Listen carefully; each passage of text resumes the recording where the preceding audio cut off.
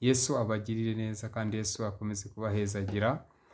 Ijambo dufite ni ijambo rivuga ngo Uwiteka arakugose imbere n'inyuma. Uwiteka ari mu ruhande rwawe. Uwiteka arakubereye ingabo. Uwiteka ari mu ruhande kugira ngo akugirire neza. Amen. Haleluya. Imana itugirire neza. Haleluya, haleluya. Mbere ya byose tubanje kubasuhuza rero. Tubanje kubasuhuza mu izina ry'Umwami wacu Yesu Kristo. Abantu bose badukurikiye turasuhuza. Abantu bo muri Brazil baradukurikira. Imana ibaha umugisha cyane. Turasuhuza abantu bo muri United States of America. Turabasuhuza cyane. Imana ibaha umugisha. Turasuhuza abantu b'Abarundi. Abarundi turabakunda cyane. Abarundi ni abaturanyi beza, nabo turabasuhuza cyane. Yesu abaho umugisha. Turasuhuza Abanyarwanda bose kugira ngo Yesu abahe umugisha mwinshi cyane badukurikira, kandi turabibutsa gukora subscribe, share and comment kuko ni ingenzi cyane. Iyo ushyizeho comment ku biganiro dushyiraho, mu by'ukuri ubu duteye inkunga ikomeye, kuko duhita tumenya niba kuko udukurikiye, duhita tumenya niba ubutumwa Imana iri kutubashisha gukora cyangwa se iri kutubashisha gutegura niba buri kugira umumaro.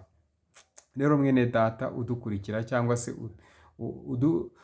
ukurikirana ibiganiro byacu kuri Shumbusha Alphonse Official, rwose pe dushyigikire, udushyireho comment, udushyigikire, udushyireho sharing abandi, iki kiganiro kibagirira umumaro cyane. Noneho kandi udukore subscribe ni ingenzi cyane, kuko ubu dushyigikiye mu buryo bw'ivugabutumwa ryacu. Noneho rero Imana ibampera umugisha. Reka rero dusome ijambo ry'Imana riboneka muri Zaburi 125. Ni Zaburi nziza kandi ni indirimbo y'amazamuka. Imana yacu itugirire neza. Rero dusome ku murongo wa mbere n'uwa kabiri. Abiringiye Uwiteka bameze nk'umusozi wa Siyoni utabasha kunyeganyezwa, ahubwo uhora uhamye iteka ryose. Nk'uko imisozi yose igose Yerusalemu, niko Uwiteka agota abantu be uhereye none ukageza iteka ryose. Nk'uko imisozi yose igose Yerusalemu, nk'uko ubona ibintu byose bikugose ahantu hatandukanye, niko n'Uwiteka agose abantu be. Uko Uwiteka akurinda, akakurinda nijoro ukaryama bikemera, ukabyuka bikemera, ukabona mu gitondo burakeye ugiye mu kazi, ugiye gushakisha, urahize, ubona nyine birakunze, ubonye icyo kurya, ubonye amafaranga arabonetse, uko niko Uwiteka ajya arinda abantu be. Haleluya. Uwiteka arinda umuntu we, kandi ndagira nkubwire ngo iyo umaze igihe cyose umaze biri mu mugambi w'Imana. Imana yabwiye Yeremiya ngo nakumenye ukiri urusoro mu nda ya mama wawe, kandi nkweza utaravuka. Donc mu yandi magambo, Imana iturinda tutaranavuka, ukiri no mu nda ya mama wawe ikakurindiramo. Tekereze kugira ngo umare amezi 9 yose mama wawe agutwite. Ni ibintu biba bikomeye cyane. Ababyeyi murabyumva cyane, murabyumva no kurusha uko tubyumva. Ukamara amezi yose 9 Imana ikurindira mu nda y'umubyeyi wawe, kandi ukabaho igihe cyagera amezi 9 yashira, ukongera Imana ikakuzana hano kuri iyi si yacu, isi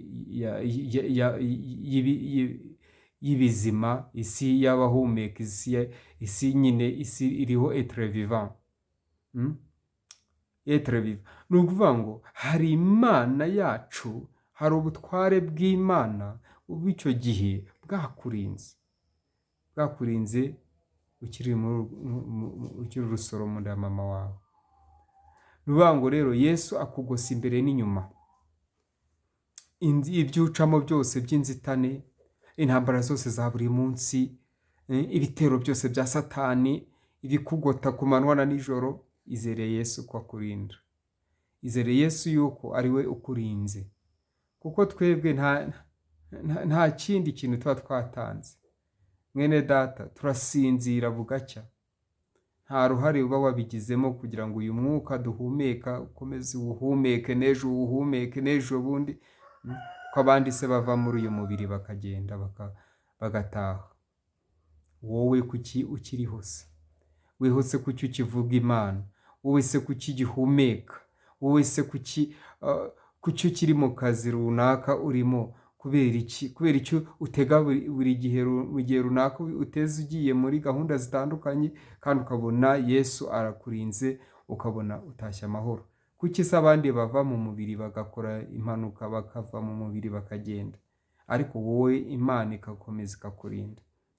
Imana itugirire neza. Rero iri jambo riravuga ngo Uwiteka agose abantu be nk'uko imisozi yose igose Yerusalemu. Uwiteka arakugose mwene data. Uwiteka akubereye maso.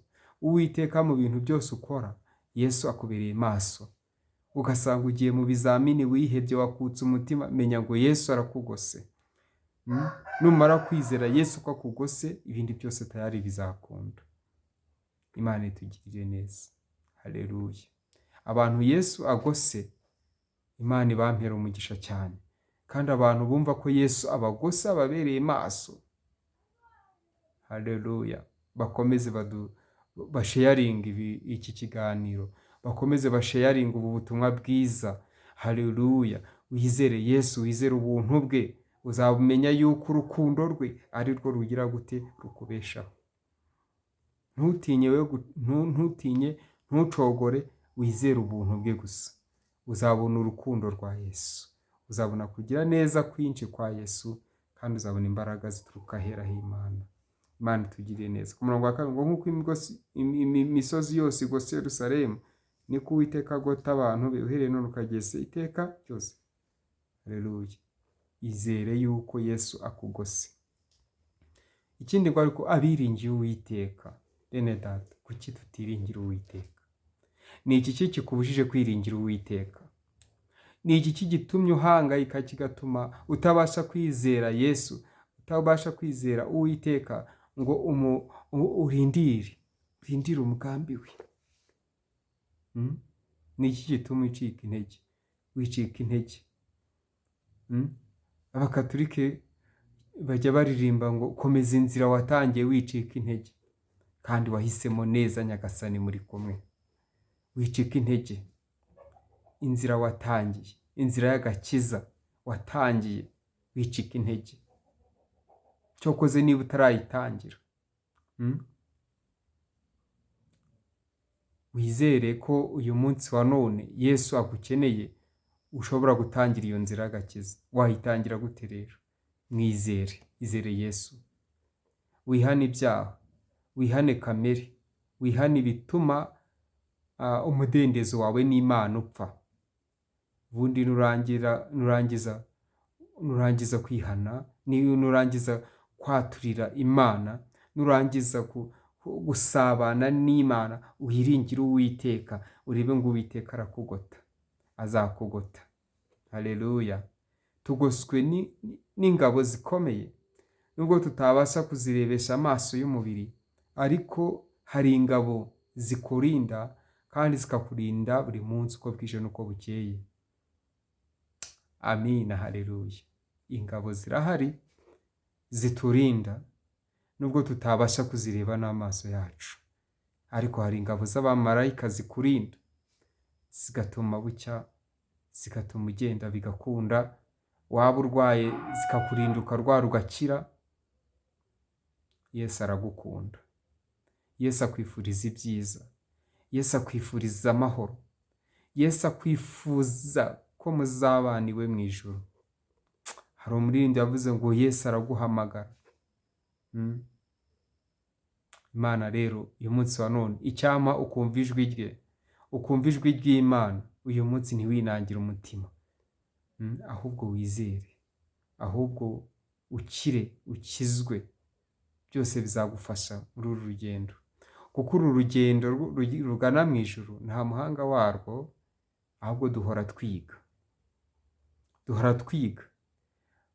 Ni ukuvuga ngo duhora twezwa, duhora twihana, aho ucika intege, uba ugomba kwegera Imana ukayisaba imbabazi, aho wumva wumva umutima wawe utabohotse, ukumva Yesu ntari kwinjira muri wowe, ukumva hari ibintu birimo biratuma bidasobanuka neza mu buzima bwawe no mu bugingo.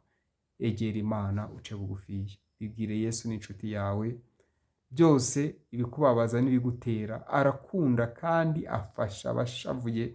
Wizere ijambo rye kandi wigira gute? Wirira pe, izera ubuntu bwe. Humura, abantu bafite imitima itinya, abantu bafite kwiheba no gukuka umutima, witinya. Yesu agutegeye amatwi kugira ngo akumve. Yesu ari hafi yawe, arakugose.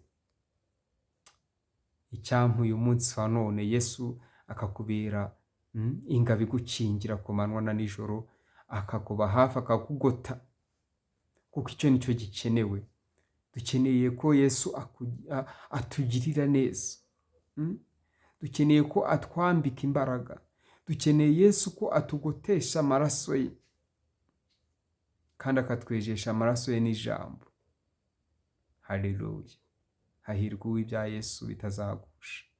Senga rero mwene data, inginga Imana muri uyu mugoroba, inginga Imana kugira ngo Yesu aguhe imbaraga, aguhezagire rwose. Izere ko Yesu abishoboye, izere Yesu ko ari umwami n'umukiza ku buzima bwawe n'ubugingo, kandi wizere ko umwiringiye rwose ko agomba kukugota. Satani ntumuhe urwaho kugira ngo akwatake cyangwa se agufayitinge, akurwanye, ahubwo mutsindishe imbaraga za Yesu, kuko Yesu nawe yarwanye nawe, ariko Yesu birangira anesheje Satani. Kunesha rero kwa Yesu kwaturutse mu mbaraga zo kwizera Imana. Nawe ndakwingingira muri Kristo Yesu kugira ngo wizere Yesu, aguhe kunesha, aguhe kurwanya ibikurwanya, aguhe imbaraga zinesha ikibi, kandi hanyuma y'ibyo uzabe umuraganwa w'ubwami, uzahabwe ikamba ry'abanesheje. Rero turabakunda, turabifuriza amahoro, turabifuriza ko Yesu abagota, akabarinda aho muri hose, aho muri mu bihugu bitandukanye. Kandi pe cyane abantu bo muri Mozambique turabakunda cyane cyane. Imana ijye ibaha umugisha, kandi mu buryo bwose bushoboka Imana ijye ibagirira neza. Rero Yesu akugote, nanjye ngote, na buri umwe wese ukurikiye iki kiganiro Yesu akugote, kandi ahantu hose ibikurwanya ibintu byose ubona bidasobanutse, Yesu naza kugote, akurwanirire ibintu byose bidasobanutse bisobanuke. Tunezezwa cyane no kubona komenti zanyu mukatubwira uko mwabyumvishe, abakeneye gusengerwa namwe mujye mutwandikira. Tuba twashyizeho na contact telefone, nimero za telefone, ushobora kuduhamagara tukabafasha gusenga, tukinginga Imana. Ushobora kutubwira ati icyifuzo mfite ni iki ngiki, tugafatanya kwinginga Imana, tugasenga, kuko tuzi ko Yesu ashobora byose. Rero amahoro aturuka kuri Kristo Yesu abane namwe none iteka ryose. Amen. Ciao ciao, turabakunda cyane. Imana ibahezagire.